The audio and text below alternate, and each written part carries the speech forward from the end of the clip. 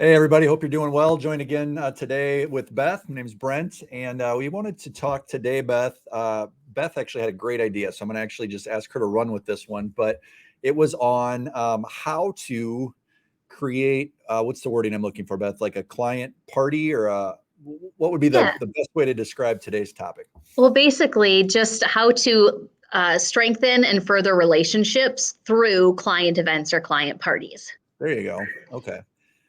So that's something like my team and I have always found really valuable. And I just kind of thought there are not a lot of agents that actually think about throwing parties or events.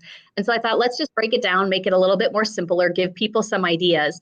But number one, it can be a very big extroverted event, but it can also be something that feels very like intimate and introverted because you're just inviting a certain number of people.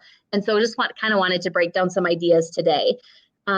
If you've never planned an event before, obviously I think the very first important thing is to think about what type of event you want to have. And so some ideas where you can start just right in your own neighborhood. So maybe these are people that have never been on your CRM before or in your database, but that you'd want to do a pumpkin carving event in your garage. And you supply maybe the tables and all the knives and the pumpkins, or maybe they have to bring their own pumpkin. But it's a way for you to get to know your neighbors.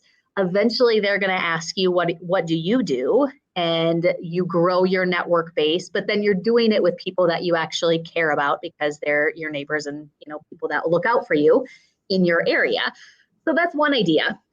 Another idea is maybe you want to look directly into your CRM and say, how do I love on the people in my business that already love and appreciate me and trust me? And that's the easiest thing to do is throw a client event party. Because again, I'm not reaching out to these random people who I've never met. It's like, hey, you're a great relationship partner with me, or maybe you were one of my top refers in 2022 or 2023. I want to invite you to an exclusive VIP event. And maybe that's a Christmas party. I've done a charcuterie board making event before where we invite people to bring them and a friend because nobody wants to come to an event by themselves. We all know this as introverts, but allowing them to bring a friend because it grows my database by one extra person per every single person that I invite. And then two, it's just a way to really just love on them and thank them for their support of your business. But then guess what? I'm there as well. We're catching up, we're chatting. And when they leave in a week later or 2 weeks later, when their coworker needs to sell their house, hopefully this person will be top of mind.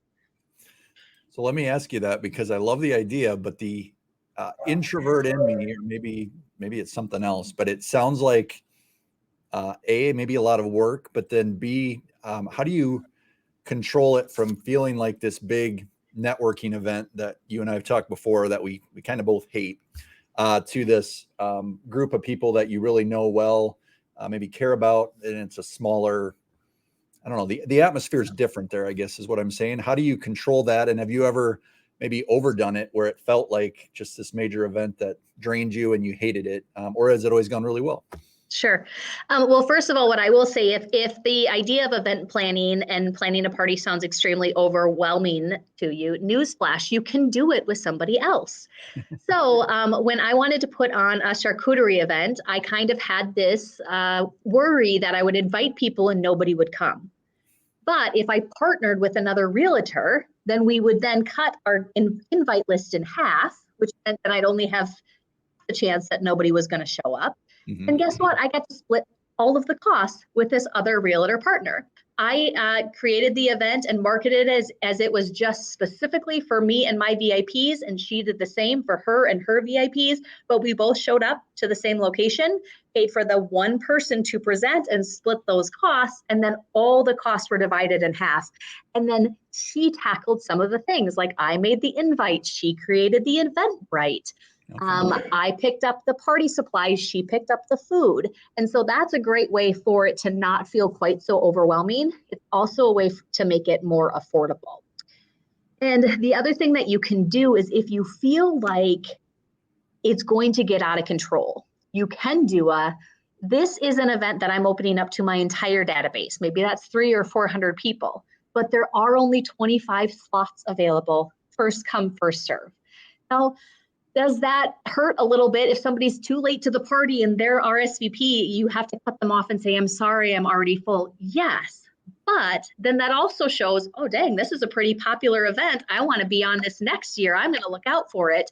You've at least touched everybody by sending out the invite to them. But then I know, like, mentally how many people I can handle at this event, and I don't overload myself so much.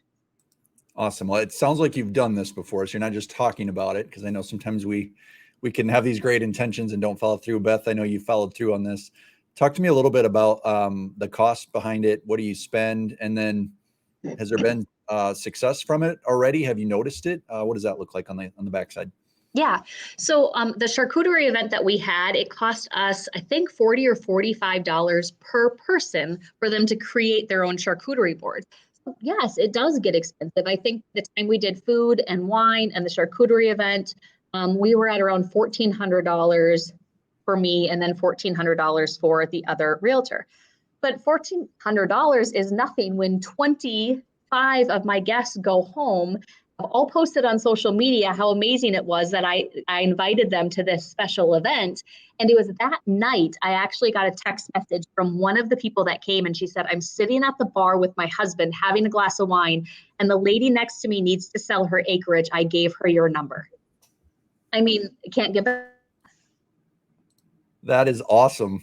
Yeah, you can't get better than that. You can't expect that every time either. But I think we've talked in a previous week's video about how to maintain positive energy in a tougher market. And we still have to be able to invest in ourselves and look at the math behind some of this stuff where, yeah, it might be $1,400 and maybe $1,400 right now is a lot bigger deal than it was 2 years ago. Let's be honest, right?